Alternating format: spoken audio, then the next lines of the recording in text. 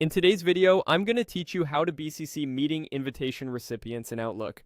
If you've ever needed to send a meeting invitation without exposing everyone's email addresses, this simple workflow will help you do exactly that. We'll use Outlook on the web alongside Microsoft Teams to grab the meeting link, then send it out via email using BCC so recipients stay private. Start by opening your browser and going to outlook.live.com. Sign in if you're prompted. From the top right area of Outlook on the web, click the Teams icon. This opens Microsoft Teams in a new tab or window using the same account, which keeps everything in sync. In Teams, locate the existing meeting you want to share. Open that meeting so you can access its details. Look for the option to copy the meeting link. Depending on your view, this might say copy link or get link.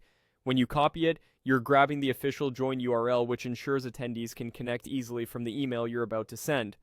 Head back to your Outlook tab. Switch to Mail to get to your inbox and compose your message. Click New Mail to open a fresh email draft.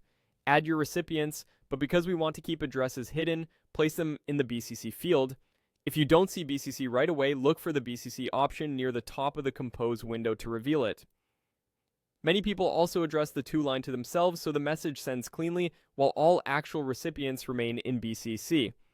In the message body, paste the meeting link you copied from Teams. It's a good idea to add a short line of context, like the meeting title, date, time, and any dial-in or agenda notes you want people to have.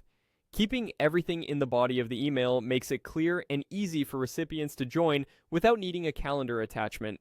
You can also give a quick reminder to save the email or add the link to their calendar if they wish. Once your recipients are in BCC and your message includes the meeting link and details, click Send. Your email goes out to everyone privately, and nobody sees who else received it.